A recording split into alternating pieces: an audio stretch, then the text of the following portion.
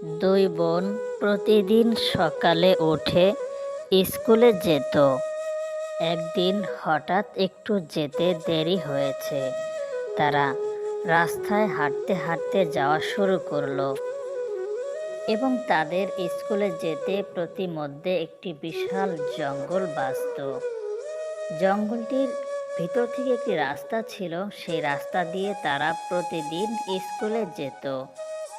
কিন্তু হঠাৎ একদিন তাদের যাওয়ার ভিতর প্রতিমধ্যে একটি সাপ দেখতে পেল। তারা সাপটি দেখে দুই বোন ভয়ে পালাতে শুরু করলো, কিন্তু দৌড়াতে দৌড়াতে অনেক দূরে চলে গেল এবং জঙ্গলের মাঝে চলে গেল রাস্তা হারিয়ে। তারা দুই বোন রাস্তা হারিয়ে জঙ্গলের মাঝে যাওয়ার পর তারা ভয়ে কাতরাচ্ছিল। এমতো অবস্থায় হঠাৎ দুইজন পরী আসলো। আসার পর পরীদের দেখে তারা দুই বোন ডেকে বলল, তোমরা আমাদের কোনো ক্ষতি করো না। আমরা দুই বোন স্কুলে যেতে শুরু করছিলাম।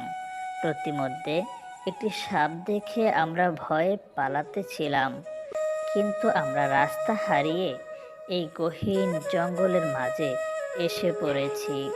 আমাদের কোনো ক্ষতি করো না, আমাদের ছেড়ে দাও, এই বলে কান্না করতে লাগলো। পরীরা তাদের কান্না দেখে এবং তাদের করুণ দৃশ্য দেখে তাদের মায়া লেগে গেল। তারা সব কথা শোনার পর দুই বোনকে জাদুর মাধ্যমে আকাশে উড়িয়ে তাদের গন্তব্যে পৌঁছে দেওয়ার জন্য রওনা হলো।